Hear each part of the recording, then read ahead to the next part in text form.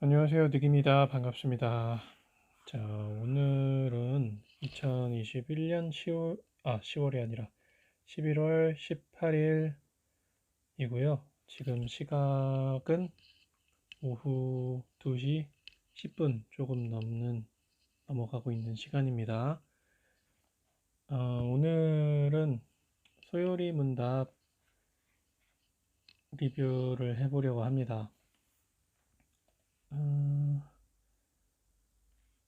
지난 시간에 일문 사람의 주된 목적이 무엇이냐 하는 질문에 첫 번째 대답으로 하나님을 영화롭게 하는 것이라고 하는 대답을 알아보았고요. 두 번째 시간에는 영원토록 그를 즐거워하는 것이라는 대답에 대해서 그 내용이 무엇인지 알아보는 시간을 가졌어요. 일문에 비해서는 내용이 조금 적었지만 일문이 아니라 그 첫 번째 대답, 일문의 첫 번째 대답보다는 분량이 적지만 그 첫 번째 대답의 연장선에 이어서 이해함에 있어서 첫 번째 대답에 이렇게 연장선상에 두고 이어서 생각을 하면 될 것 같아서 짧지만 조금 생각해 볼 거리는 많았던 그런 답변이었습니다. 그래서 그를 영원토록 즐거워하는 것이라는 인간의 두 번째 주된 목적이 자세히 어떤 의미인지 알아보겠습니다. 책에서는 이렇게 설명을 합니다. 그를 영원토록 즐거워하는 것이란 나의 모든 생각과 마음과 정신, 이러한 것들을 하나님께만 집중시키고 또 그분의 뜻과 행하심을 기대하고 원하면서 내 생활, 내 어떠한 상황 속에서도 그 뜻에, 하나님의 뜻에 적극적으로 또 자발적으로 한다는 건 기쁜 마음을 수반하는 거겠지요. 예, 자발적으로 따라가겠다고 고백하는 것을 말합니다.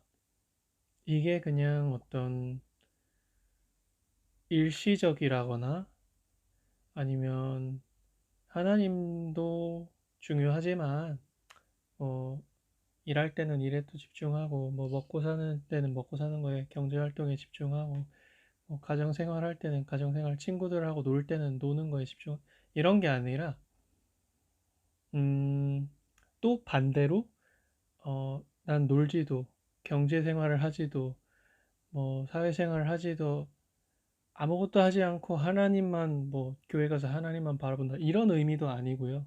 그 양극단의 둘 다 아니고 내 모든 생활 어떤 모든 상황 어떠한 생각과 마음을 가지고 있는 상황 속에서도 하나님을 바라보고 하나님을 가장 우선으로 바라보고 하나님께만 집중하고 그분의 뜻과 행하심을 헤아리면서 또 원하고 또 그 뜻을 내가 점점 알아갈 때 그 뜻에 순종할 수 있는 그러한 것을 말합니다.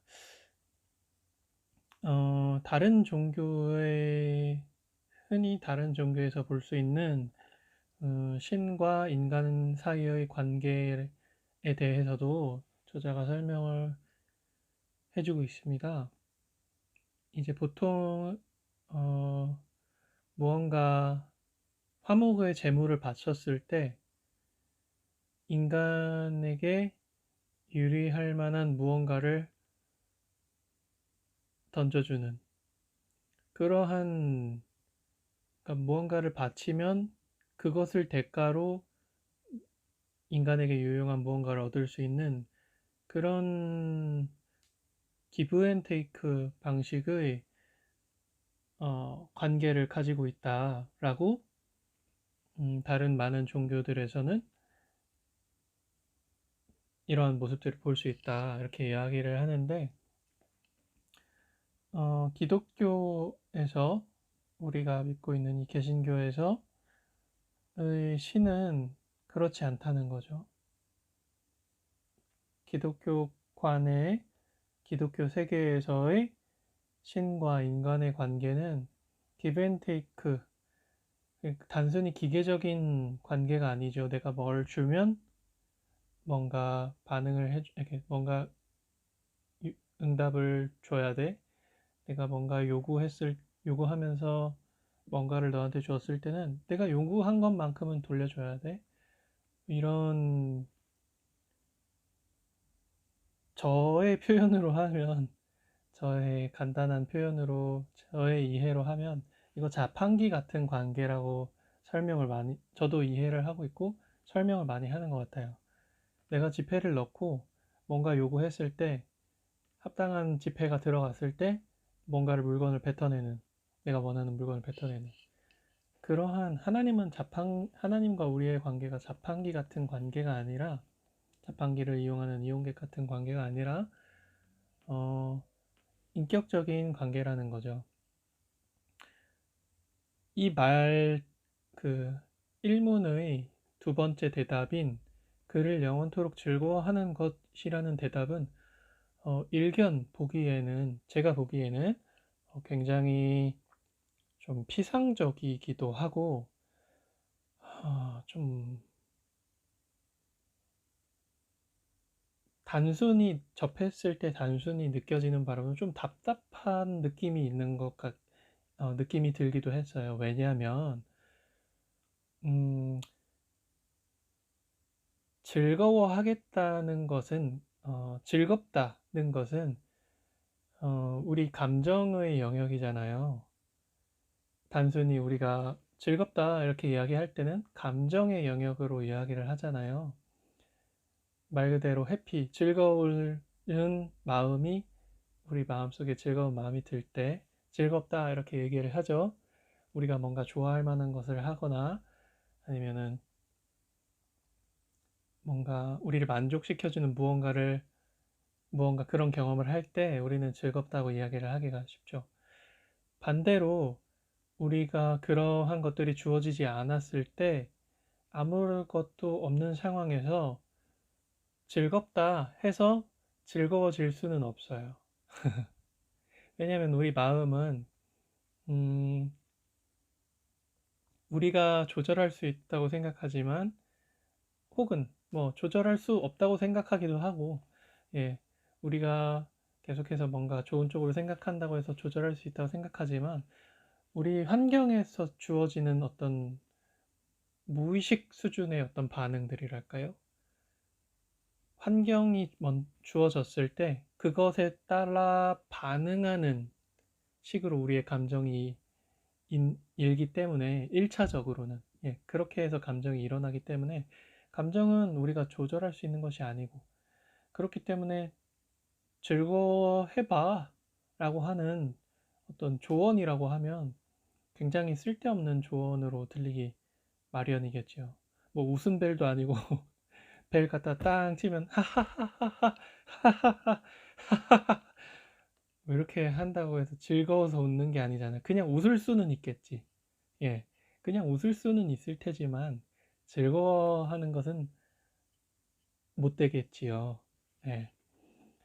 그렇다면 이 사람의 주된 목적에서 그를 즐거워하라는 말은 어떻게 해석을 해야 하고, 이런 생각을 갖고 있는 저로서는 어떻게 이걸 이해해야 했을까 생각을 해보면요. 여러 가지 있는데 두 가지 정도 이야기할 수 있을 것 같아요. 첫 번째로는 우리의 어떠한 환경이 충족되었을 때 즐거워할 수 있다는 고 이야기를 했잖아요. 우리 감정이 일어나는 메커니즘. 예. 우리에게 한 가지 이유가 주어졌다는 거죠. 우리에게 한 가지 이유가 주어졌다는 것은 그 조건이라는 건 무엇이냐? 아까 책에서 이렇게 서술된 내용을 제가 읽어드렸다시피 내 모든 생각과 마음과 어떤 정신, 이런 어떠한 상황 속에서도 하나님께 집중시킨다라고 이렇게 설명한다는 걸 읽어드렸는데, 반대로 하나님께서 우리의 모든 것을 집중시킬 수 있는 그 대상인 하나님께서 우리에게 주어져 있다는 것이죠. 그것이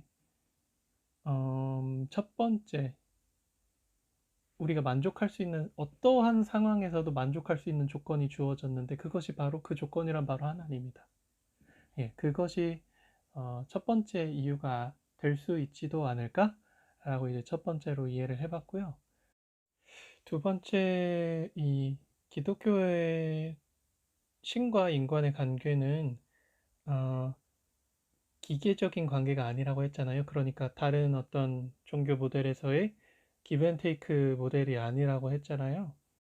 굉장히 그 인간적인, 인격적인 만남이라고 흔히 말하는데,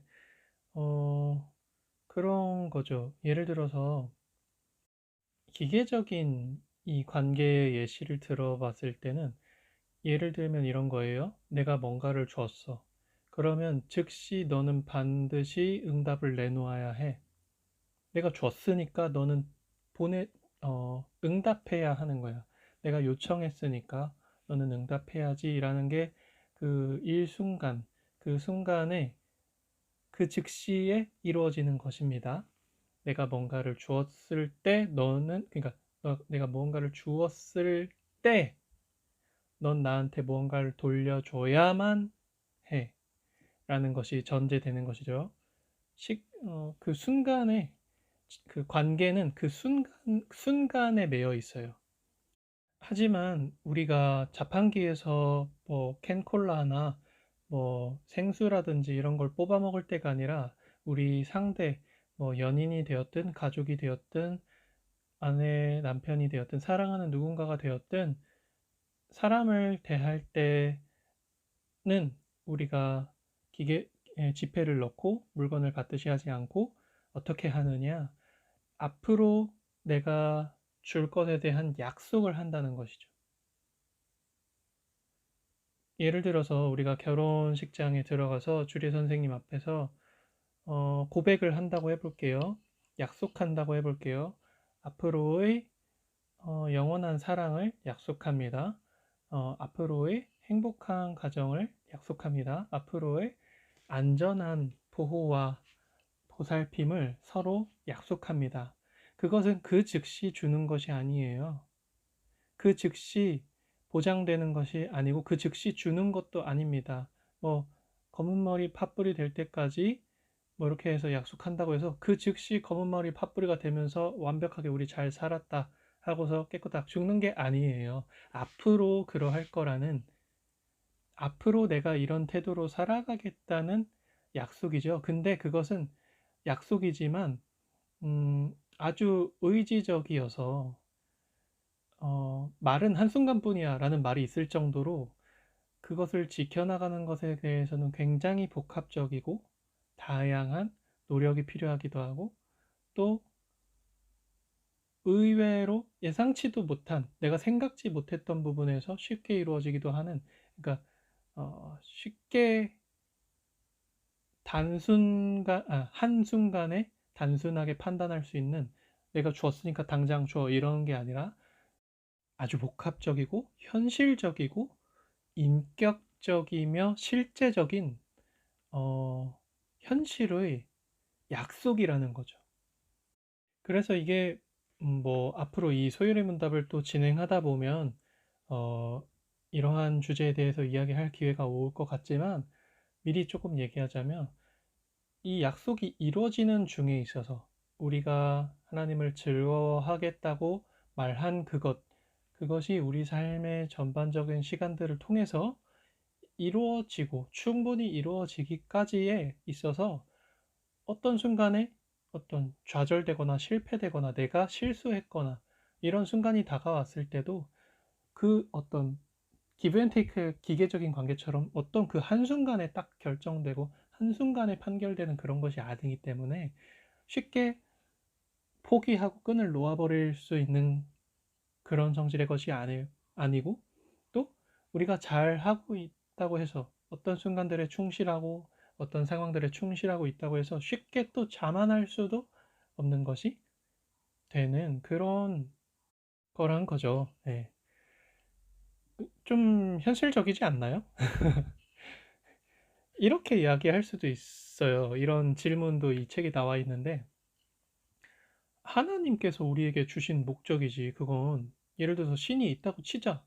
그건 신이 정한 목적이지, 사람한테는 사람이 정할 수 있는 사람을 위한 목적이 따로 있어야 되는 거 아니냐? 이렇게 이야기할 수도 있는데, 뭐 여기서 책에서는 여러 가지 이야기로 이제 설명을 해줘요. 뭐 철학적인 문제로 들어간 거고 참 잘했고 좋은 질문이고 막 이렇게 얘기하는데, 간단하게 이거 간단하게 이야기할 수 있을 것 같아요. 이 책에서 설명하는 바가 아니고 제가 이해한 바로, 제가 생각하는 바로 쉽게 이야기를 해보자면 맞는 말이에요. 맞는 말이라고 생각할 수 있어요. 신이라는 얼마나 위대한 존재가 있든지 간에 난 지금 살아있는, 지금 여기에 이 공간, 이곳에 땅에 발을 디디고 살아가고 있는 사람이고, 그렇다고 하면 내가 내디딜 수 있는 다음 발걸음, 내 목적지는 내가 정할 수 있어야지 라고 생각할 수 있어요. 생각할 수 있어요. 그런데 하나님이라는 우주적인 그것을 뛰어넘는 큰 존재가 우리에게 다가와서 함께 하자고 한다고 고백을 청한다고 해볼게요. 그러한 상황에서도 사람은 사람을 위한 목적이 따로 있어야지 이렇게 말할 수 있어요. 그렇게 생각할 수 있어요. 생각할 수 있는데 실제로 그런 상황이라고 해보자고요. 그러면 누구나 누구나 원할 거예요. 누구나 원해요. 저도 원하고 누구나 원할 거예요. 그 면에서 현실적이지가 못해요. 이 생각에서는 가능하지만 사람을 위한 목적이 따로 있어야 되는 게 합당한 것 같지만, 정합적인 것 같지만, 정합적이라고 해서 현실적이란 법은 없잖아요. 정합적이지만 현실적이진 않아. 아니 난 필요 없는데 정말 예를 들어서 이런 거 신데렐라 스토리라고 하죠. 우리가 흔히 접할 수 있는 매체에서는 신데렐라 스토리라고 표현이 많이 되는 것 같아요. 엄청 대단한 존재가 미천한 존재의 손을 잡고 일으켜서 함께 대단한 존재의 위치까지 나아가는 이야기. 이걸 신데렐라 스토리라고 이야기를 하고, 그 신데렐라 스토리라는 거 요즘에 있어서 굉장히 고루한 이야기의 클리셰의 어떤 표본처럼 이야기를 하죠. 하지만 반대로는 많은 사람에게 오랫동안 사랑받아온 이야기 포맷이기도 해요. 왜일까요? 지루한 거? 맞아요. 고루한 거? 맞아요. 지겹도록 보아온 거? 맞아요. 맞는데 왜일까요? 그럼 안 보여야지. 지루하고 모두에게 지루하고 고루하고 낡아 빠졌으면 이제 안 보여야지. 새로운 것으로 바뀌어야지. 사람은 그냥 자기 살 길을 찾아 나가는 그런 것이 주가 되어야지. 왜 아직도 이런 이야기에 머물러 있을까? 사실은 모두가 그걸 보면서 원하기 때문이에요. 신데렐라 스토리 지겹다고 하는 사람도 막상 보면, 막장 드라마 같은 것도 보면 재밌다고 보잖아요. 그런 것처럼 신데렐라 스토리도 지루하다, 지겹다 하면서도 보면 또 재밌게 보거든요. 왜일까요? 자기가 원하기 때문이에요. 누구나, 아니, 인간이라면 누구나 원하기 때문이에요.